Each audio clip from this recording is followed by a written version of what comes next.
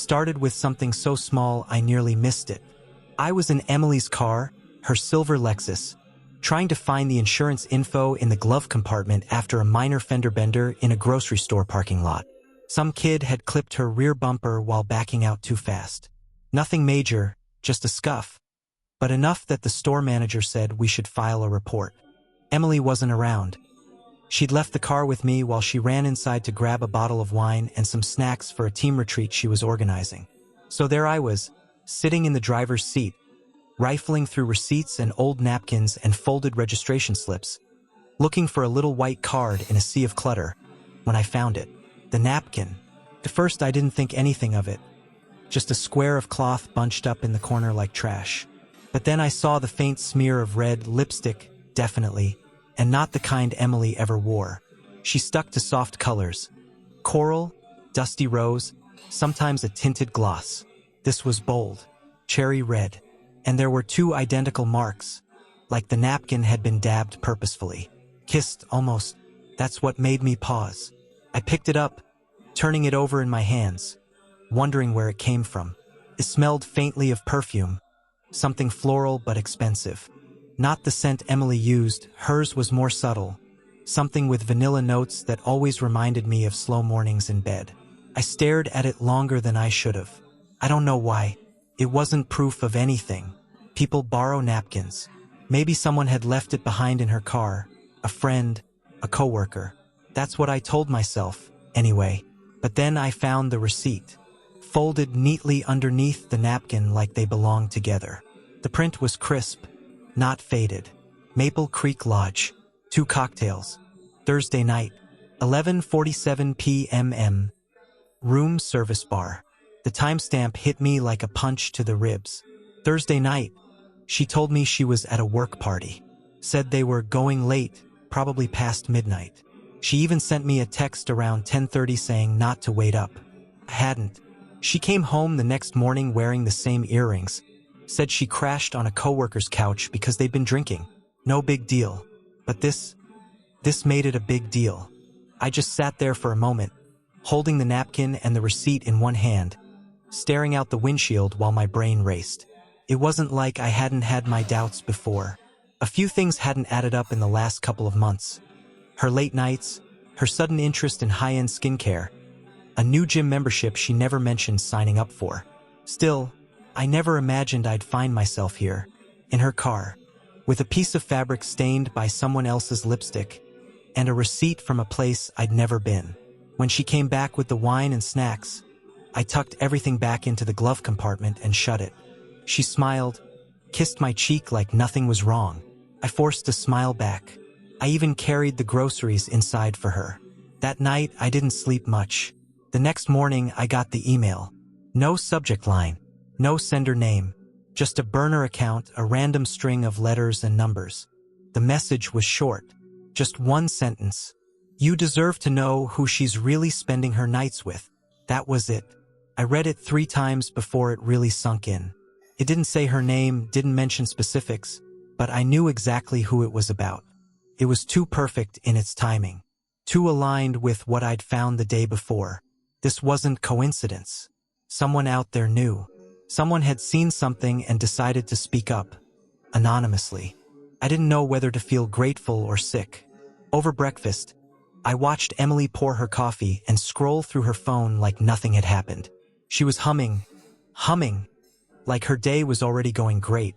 She kissed me on the forehead before leaving for work and said she had another late meeting and might be home late again. Thursday. Always Thursday. After she left, I sat on the edge of the bed and stared at the floor for a long time. My mind wasn't spiraling. It was organizing, sorting through moments that, up until now, I had brushed off. The salon visits every other week, even though she used to go once a month at most. The expensive clothes that appeared in her closet, blazers, heels, dresses I'd never seen her wear at work. The mysterious perfume that occasionally lingered on her, even though she insisted she hadn't changed her scent. The way she started showering the minute she got home, before saying hello. Her phone always face down, always on silent. Bank statements showing gas station purchases on the other side of town. far from her office and even farther from anywhere we ever went together. Individually, they were explainable. Together, they painted a picture, one I didn't want to look at, but couldn't unsee. It felt like trying to remember a dream that had been haunting me for months. Flashes of memory, emotion, gut instinct, finally aligning into something concrete. Ugly but real. Still, I needed certainty. Doubt would drive me insane. I needed the kind of truth you could argue with. Something undeniable. So I made a call. A guy I knew, a retired cop named Dennis, now worked as a private investigator. We'd met years ago through a mutual friend. He was blunt, discreet, and had a reputation for being thorough. I didn't give him the full story, just enough. My wife's acting strange. I think something's going on. I just need the truth. He didn't ask unnecessary questions. Text me her car plate and the name of her office. I'll handle the rest. That was it. 3 days later, I got a call. She's seeing someone, he said. No hesitation. Older guy. Drives a black Benz.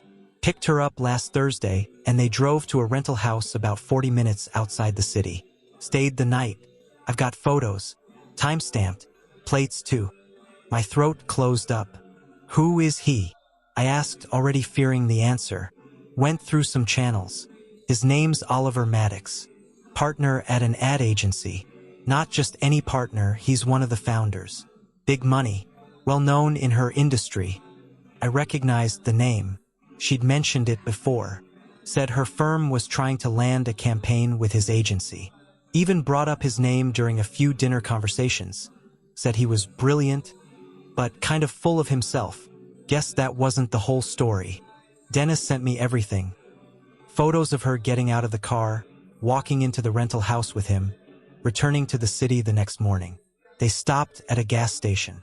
He bought her coffee. She kissed his cheek before getting back into the car. I stared at those photos for hours. They didn't lie. There was no wiggle room, no denial, no misunderstanding. She was cheating. And worse, she was doing it with someone she worked with. Someone powerful. Someone she had access to during all those late meetings and industry events. Something in me shifted that day. Shock gave way to clarity. Pain sharpened into focus. I didn't confront her, not yet. That would come later. First, I needed to prepare. I called my attorney.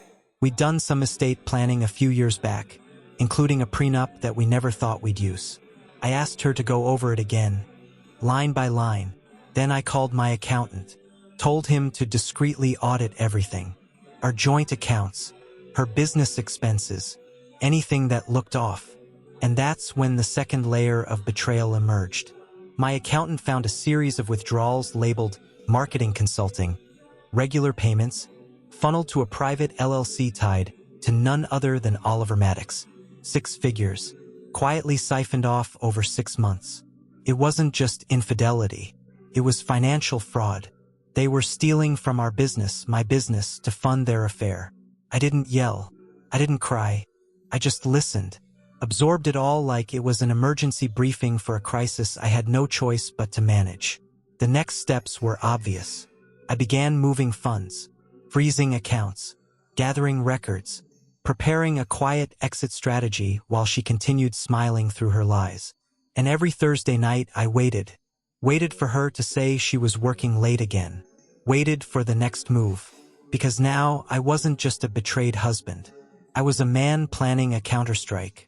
By the time Thursday rolled around again, I was ready. Dennis, the PI, had kept watching her per my request. I didn't need more photos. I already had more than enough.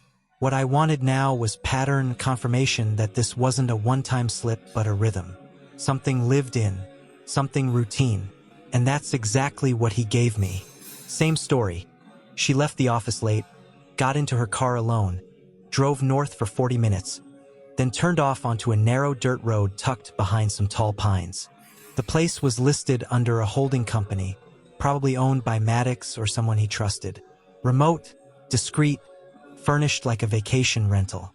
She didn't come home until nearly 10 a.m. Friday, telling me she'd passed out after too much wine at a team event. Smiled like she believed it. Kissed me on the forehead like it meant something. I think that's when it really hit me, how complete the lie had become, how good she was at playing the part. Every little touch, every casual moment, all rehearsed. Hollow. I didn't say anything. I nodded, handed her coffee, asked how the party went.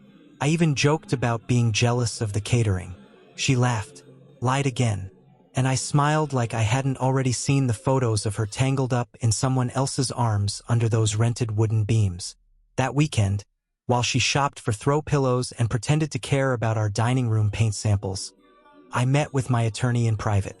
"We'll move fast," she told me. "The prenup is airtight, but we'll need documentation of the financial misconduct to pursue any civil action against Maddox." "Done," I said. "My accountant's already building the file." I was calm when I said it, cold even. That scared me a little, but not enough to stop. The documents came together quickly. Over a dozen payments routed to Maddox's LLC from our joint marketing budget. Each labeled vaguely, each signed off by Emily in internal expense logs. Cross-referenced with travel dates, bar tabs, room rentals, even parking fees. The fraud wasn't even subtle. It was just arrogant. They didn't think I'd look. Or maybe they didn't care. By Wednesday night, I had everything in a single folder. Contracts, statements, surveillance, timestamps, photos. I didn't need a confrontation. I needed closure, consequences, something final. And so I made a decision. Thursday evening, I drove out to the countryside house myself. Dennis had texted me a heads up when she arrived. Same car, same time. Maddox greeted her at the door. Casual, like they did this every week, which they did. I waited until they were inside before walking up to the door. I wasn't sure what I expected. Panic? Denial? Anger? Maybe all of it. What I got was something else entirely. He opened the door in a robe. That smug, startled, not quite sorry face told me everything. And there, behind him, was Emily, standing in the hallway wearing one of his shirts like it belonged to her. Her hair still damp from the shower. No makeup, just barefaced and busted. She froze. Neither of them spoke. I held out the envelope and offered it to him like I was handing over a package. "What's this?" he asked, trying to sound confident. "Everything," I said. "Divorce papers, financial audits, photographic evidence. You'll want to look closely." He reached out, but I didn't let go right away. "You stole from my company," I said evenly. "Used fake marketing expenses to funnel money to your private LLC. It's all in there. You'll return every dollar. And you'll sign over your shares in the joint campaign deal. Or, and this is the part you should care about, I'll have you indicted for wire fraud and corporate theft before the weekend's out." His mouth opened, closed again. Emily stepped forward.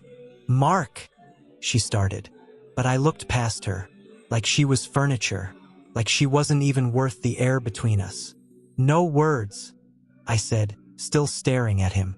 "Not anymore." Then I let the envelope go, turned around, and walked back to my car. No shouting, no drama, just the silence of consequence settling in. The next morning, Emily didn't come home. I knew she wouldn't. She wouldn't know how to face me. She probably thought I'd scream, throw things, demand some heartfelt confession. But I'd already skipped all that. I'd taken everything from her before she even realized what she had to lose. By noon, the locks on the house were changed. Her access to our shared accounts? Gone. Company credit cards? Frozen. Her company laptop, which she technically still borrowed from our shared office, remotely wiped. When she tried to log in, the screen would have just flashed white and shut down. The reaction from the agency came even faster. My legal team had sent over a proposal. Either Maddox quietly surrender his stake in the current joint project and return all misappropriated funds, or face formal charges and the public humiliation of a lawsuit.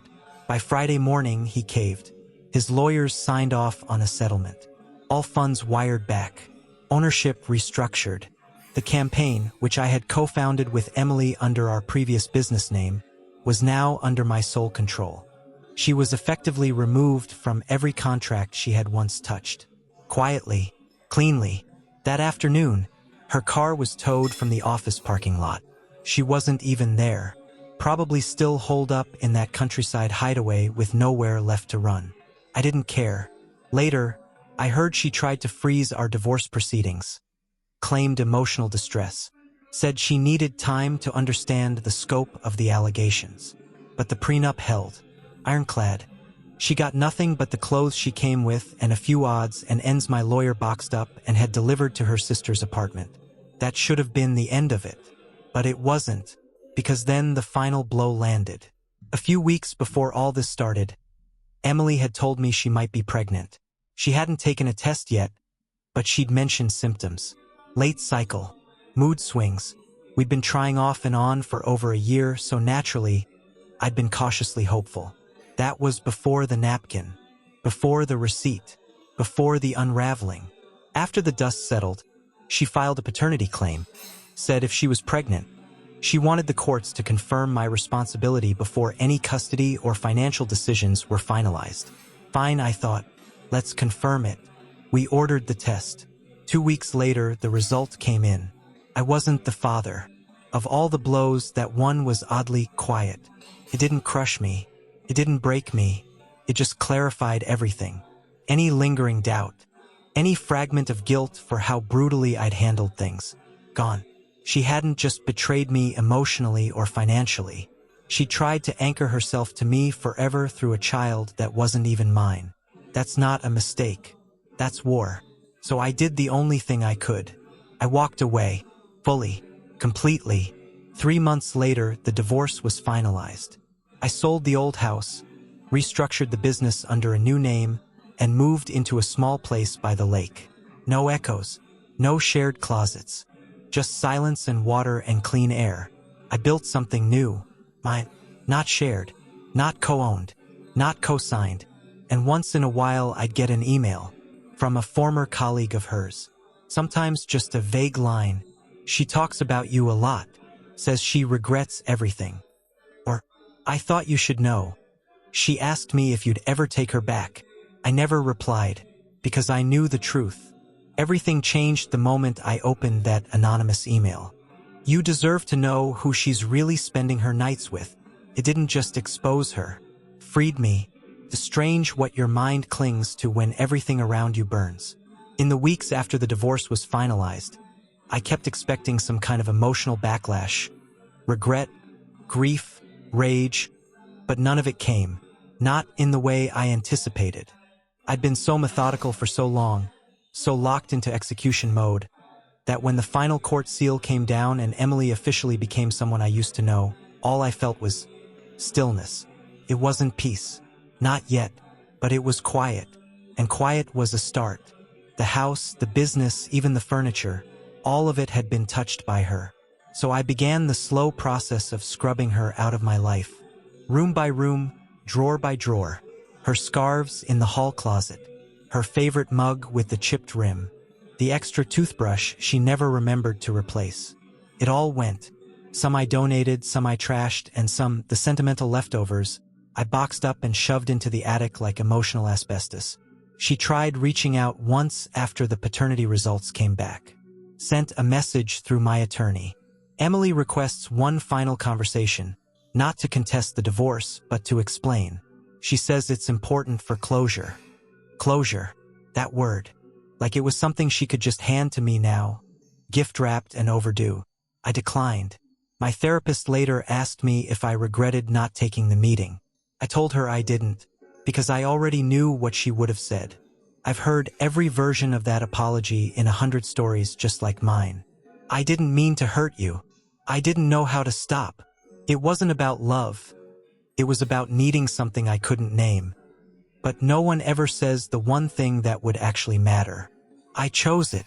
That's what betrayal really is. A choice made in moments, repeated like a ritual. And she made hers over and over again.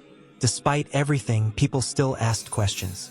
Old friends, family, people from the industry who'd heard whispers but didn't know the full scope. Most were polite about it, dancing around the subject, asking how I was adjusting, offering generic words like resilient or strong. I got tired of smiling through those conversations. So eventually I just told the truth. Not the brutal details, but the bottom line. She made her decisions, I'd say. I made mine. Some respected it. Others pressed for gossip. I stopped returning those calls. But not everyone stayed neutral. About a month after the dust had settled, I got a knock at the door. I almost didn't answer. It was late, just after dark, and I wasn't expecting anyone. It was her mother, Margaret. She looked the same as always, immaculately put together, cardigan draped over her shoulders like a cape, pearl earrings, perfume that smelled like a department store counter. She'd always been polite to me, even warm at times. But that night, she looked at me like I just murdered her daughter. She didn't wait to be invited in. She just stepped past me and into the foyer like she still had a right to. "I need to understand," she said without looking back. "What did you do to her?" I stood there, stunned for a second. "Excuse me?" "She's a wreck, Mark. Living in some one-bedroom apartment like a college dropout. She says she can't get a job. Her name is dirt in the industry. She cries every time I visit. You left her with nothing." I felt my jaw tighten. She left herself with nothing. "No," she snapped, spinning to face me. "You took it. You humiliated her, froze her accounts, had her locked out of her own office like a criminal. What kind of man does that? A man who got tired of being lied to." She shook her head, tears already in her eyes. "You don't understand. She was under pressure. She was confused. You didn't see her crying at night, doubting herself, wondering if you even noticed her anymore. And that justifies what she did?" I asked, my voice low, her face twisted. "She made a mistake. People do." "No," I said quietly. "She built a second life, funded it with my company's money, slept with a man who used her as leverage in a business deal, lied about a child that wasn't mine. That's not a mistake. That's a campaign." Margaret staggered back like I'd slapped her. Could have said more. Could have pulled out the photos, the bank records, the legal filings, all of it. But I didn't. I just pointed to the door. "You should leave." She didn't argue. But before she stepped outside, she said one last thing. "You think this ends cleanly. It doesn't. Eventually, it comes back to you. The anger, the loneliness. It always does." Then she left. And for the first time in a long time, I sat down at my dining room table and felt something. Not guilt, not doubt, just the cold ache of recognition. Because part of me knew she was half right. It doesn't end cleanly. It echoes. Some echoes came from unexpected places. A few weeks after Margaret's visit, I got a message on LinkedIn of all things. From someone I barely remembered, Jenna, a junior marketing assistant who used to work under Emily. "Hi, Mark. I hope it's okay to reach out. I don't mean to stir anything up, but I just wanted to say, I saw what happened. I always knew something was off. She treated you like background noise, and you didn't deserve that. I hope you're okay." I stared at the message for a long time before replying. "Thanks. That means more than you probably realize." Jenna and I didn't keep talking, but it reminded me that not everyone bought the sanitized version of the story Emily tried to spin. Apparently, she'd told some coworkers I had been emotionally unavailable, that I isolated her, that our marriage had been already broken long before she crossed the line. Classic projection. Rewriting history to fit the narrative where she was the victim. But here's the thing about history, it leaves receipts. And I had every single one. The travel logs, the email threads, the surveillance photos, the texts, the fake invoices, the prenup with her signature, the paternity test. At one point, I thought I'd need them to defend myself, to fight back, to protect my name. Now, they sat untouched in a locked drawer, because I didn't need them anymore. I wasn't angry. I was done. I started building something new. I relocated the business to a smaller office, leaner team, tighter partnerships. I rebranded everything, kept only what worked, and discarded the rest. The stress of it kept me up some nights, but it was the good kind, the kind that comes from creating, not surviving. In my free time, I went for walks, long ones, sometimes an hour, sometimes two. I'd walk by the lake and just listen to the wind, the water, the birds. One evening, While watching the sunset from the pier, I ran into someone familiar. Emily's old friend, Claire. She hadn't seen me at first, was walking her dog and humming to herself when she glanced up and did a double take. "Mark?" she said, blinking like she wasn't sure it was me. I gave a cautious smile. "Hey, Claire." She hesitated, then laughed softly. "Wow, you look good. You look surprised." "I guess I am. I thought you moved." "Just relocated the business," I said. "Still here." She looked at me for a long moment. "You didn't deserve what happened." I didn't say anything. "She told me some of it," Claire continued. "Not all, but enough. I stopped talking to her a while ago. It got toxic." "I appreciate you saying that," I said. "She still talks about you," Claire added, like it was a secret. "Even now, says she wishes she could take it back." I nodded. "But she doesn't." Claire frowned. "Doesn't what?" "Take it back," I said. "She regrets the consequences, not the choice." Claire exhaled. "Yeah, maybe you're right." She said goodbye, tugged her dog's leash gently, and walked off down the pier. I stayed there a while longer, watching the sun melt into the water, wondering if maybe this is what healing feels like. Not a grand epiphany, not some cinematic moment of forgiveness, just the quiet understanding that you survived something awful and came out better on the other side. I thought I'd heard the last of her. It had been almost 5 months since everything came undone. 5 months of quiet mornings, solo dinners, and rebuilding my life from the foundation up. I wasn't looking over my shoulder anymore. I wasn't waking up with that pit in my stomach or checking her social media to see if she'd moved on. Truth be told, I didn't care if she had. That chapter was closed. The book was shelved. And still, some nights, I'd wake up around 2 a.m., heart pounding, and wonder what I had missed. That's the thing they don't tell you. The betrayal might end, but your body doesn't always get the memo. Then came the envelope. It was hand-delivered. No postage. No return address. Just left in my mailbox on a Tuesday morning, tucked between a business magazine and a flyer for gutter cleaning. Inside was a flash drive. No note. No explanation. I stared at it for a long time before plugging it into my laptop. I don't know why I even hesitated. Maybe I thought it was malware. Maybe I was hoping it wasn't another piece of the story I'd already filed away. But curiosity won. There were only 2 files. One was a video. The other was a folder titled Internal Memos. I clicked the video first.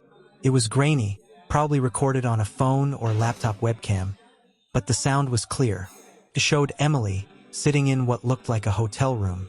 She was pacing, arms crossed tightly over her chest, speaking directly into the camera. She looked thinner than I remembered, paler, not sick, just worn down. "I don't know who's going to see this," she said, "but if you're watching it, it means I've finally decided to let the truth come out." I felt my heart start racing.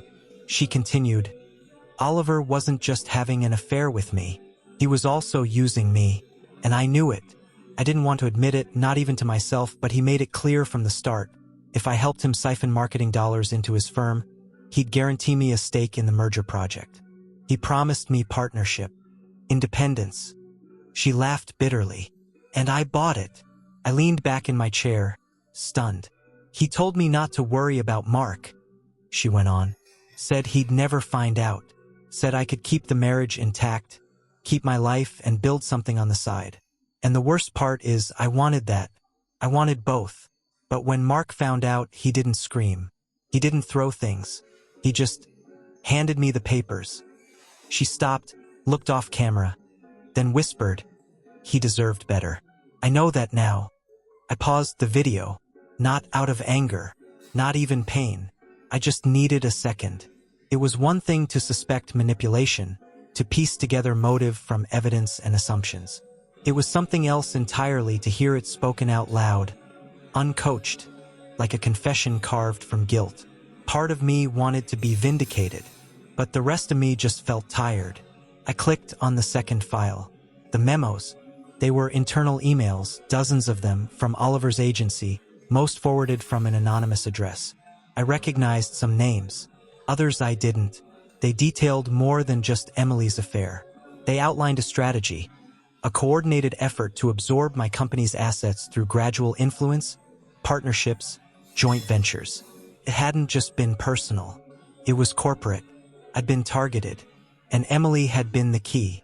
That changed something in me. I had always assumed this was a case of selfishness, not sabotage.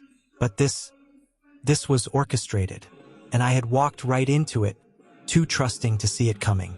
I forwarded everything to my attorney. Within the week, we filed a new civil suit, this time not just against Oliver, but his agency. Corporate fraud, breach of contract, malicious interference. It didn't matter if Emily had confessed. The damage was done, and now I had proof it went deeper than anyone thought. The case didn't explode publicly. We kept it quiet for now. But behind the scenes, it moved fast. Depositions were scheduled. Settlements were discussed. Some junior executives were fired. And somewhere in the middle of it all, I got another message. This one came from someone I never expected. Her sister. Mark, it read, "I know we haven't spoken since the divorce, but I thought you should know. Emily's not doing well. I don't mean this to make you feel bad. You shouldn't. But she's not the same. She's not angry anymore. Just lost." I didn't respond, not out of coldness, but because I genuinely didn't know what to say. I wasn't going to rescue her. I wasn't going to be the one to fix what she helped break. Still, later that night, I found myself wondering if maybe, in some way, this whole thing had eaten her alive too. Maybe she hadn't just lost me. Maybe she'd lost herself. But whatever sympathy I had, it didn't last. Because the next morning, I got a subpoena from Oliver's legal team, claiming Emily had made unauthorized confessions that violated non-disclosure agreements and exposed proprietary information. They were trying to silence her. Retroactively, I passed it straight to my lawyer. "Use it," I said. "Every shred." That was the final straw for the settlement negotiations. Within 10 days, Oliver's agency caved. They paid out damages, quietly dissolved their side of the partnership. And Oliver himself resigned under strategic restructuring, which we all know is code for forced out. And just like that, the man who thought he could burn my life down walked away with nothing but scorched earth behind him. I celebrated alone, not because I didn't have people.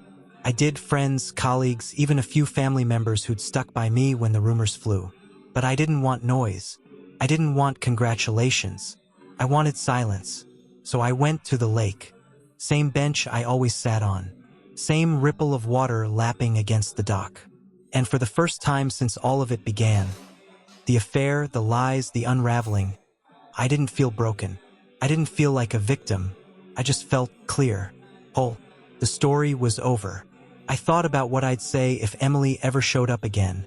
In person, eyes full of apology.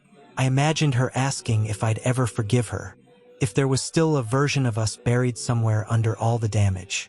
And I realized something simple.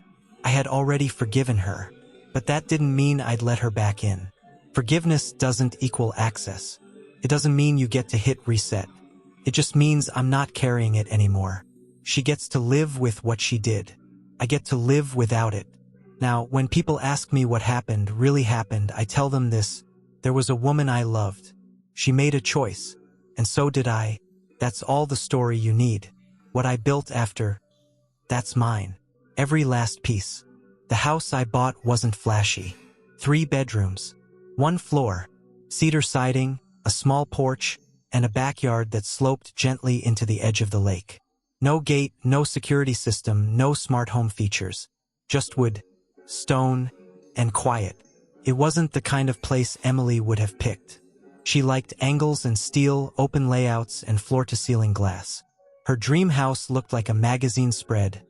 Curated, perfect, lifeless. This one was real. The floors creaked. The fireplace smoked a little. One of the doors to the shed didn't close all the way unless you gave it a hip check. And for the first time in years, I felt like I was exactly where I was supposed to be. After the lawsuit settled, I took a long break. From everything. From work. From cities. from people who knew my name only because they'd seen it attached to scandal. I spent my mornings walking the shoreline, coffee in hand, fog still low across the water like a secret waiting to be lifted. Afternoons were for small projects. Repairing the porch railing, rewiring light fixtures, replanting the old vegetable garden that the previous owner had let go wild. I didn't set out to start over, but somewhere along the way, that's exactly what happened. One weekend, I was at the local hardware store picking up lumber when I ran into someone I hadn't seen in years. Lauren. She used to work for a marketing firm I'd partnered with back in my early days. Smart, quick, always a little sarcastic. We'd shared a few after-work drinks years ago.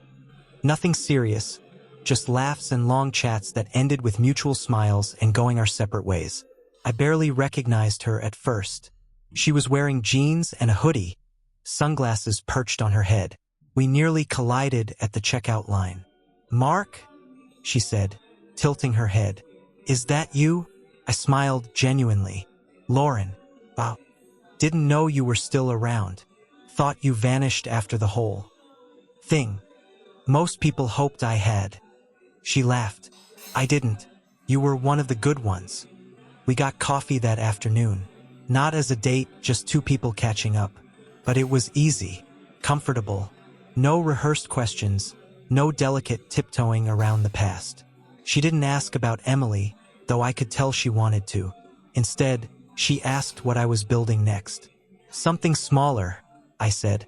"Tighter team. Values first. No more chasing every shiny pitch." She nodded. "Same here. After my last firm imploded, I went freelance. Thought I'd hate it. Turns out I like being my own boss." "Freedom grows on you," I said. We sat by the window until the sun dipped low. Before we parted, she said something that stuck with me. "I'm glad you didn't let it define you. What happened?" I thought about that all the way home. Had I? I wasn't sure. Not yet, but I was working on it. Emily never reached out again. Not after the lawsuit, not after the video, not after the final property division was signed and sealed. I suppose she understood, finally, that there was nothing left to say. Once, during a slow afternoon, I looked her up, just out of curiosity. Her LinkedIn profile had changed, now listed as freelance consultant. No profile photo, no endorsements. A ghost version of the woman who used to command meeting rooms like a general. I didn't feel satisfaction, just distance, like reading the obituary of someone I used to know. Later that week, I received a handwritten letter from Oliver. I nearly tossed it out without opening it, but something about the envelope, unbranded, smudged, addressed in block letters, made me pause. Inside, the message was short. "You won. I lost everything. I'm not asking for forgiveness, but I do want to say, you were the better man. She deserved better than me. So did you." No return address. I folded the letter, slid it into a drawer, and left it there. Let the past bury itself. Time passed in fragments. Winter came early that year, blanketing the lake in silence. The porch creaked under frost. My routine slowed. I found myself watching birds more than checking emails, reading novels instead of pitch decks, learning how to be still. Then spring arrived, and with it something new. Lauren and I started seeing each other more often, not planned, not forced. Just coffee that turned into dinner, walks that turned into staying out past sunset. She never tried to fix me, never asked for the parts of my story I wasn't ready to share. And that, somehow, made me want to share them. I told her everything one night over a fire pit. About the napkin, the receipt, the anonymous email, the house in the woods, the prenup, the lawsuit, the test. She didn't interrupt, didn't flinch. When I finished, she nodded slowly and said, "That's a hell of a story." "It doesn't feel like mine anymore," I admitted. "Because you outgrew it," she said. "You made it out the other side." We sat in silence after that. Not awkward silence, the kind that feels earned. That was the first time I felt something I hadn't in a long while. Hope. I still think about the anonymous email sometimes. Who sent it? Why they did it? What made them decide I deserved to know? I'll probably never find out. And maybe that's okay. Because whoever it was, they didn't just show me the truth. They handed me the first thread. The one that unraveled the lie I'd been living. The one that freed me. And if by some impossible chance they ever read this, here's what I'd say. Thank you. You didn't just expose her. You saved me. The house is quiet tonight. Lauren's inside, reading on the couch. The windows are open. The lake is calm. I'm sitting on the porch steps, same cup of coffee in hand, same spot I sat when I first moved in. Only now, I'm not thinking about what I lost. I'm thinking about what I built. Not revenge. Not bitterness. A life. A good one. And I finally understand something that took me all these months to learn. Some stories don't have happy endings, but they can still have better beginnings. Mine starts here. Months passed. The past felt distant, like an old film I'd once starred in but no longer watched. The house by the lake became home in every way. Lauren and I didn't rush anything. We simply existed side by side, comfortably quiet. Some nights, I still woke with echoes of old pain, but they didn't sting. They just reminded me I'd survived. I wasn't bitter. I wasn't angry. I was free not from her, but from the version of myself that once needed her to feel whole. On our 1-year anniversary, Lauren surprised me with a photo album, blank pages, except the first. On it, a picture of the lake at sunrise, captioned "The day you chose yourself." I didn't need to fill it fast. We had time. Healing doesn't follow a script. It's a quiet choice you make each morning. I no longer needed revenge or apologies, just peace. And in that still house, with her by my side and the water calm as glass, I finally had it. I was whole. I was home.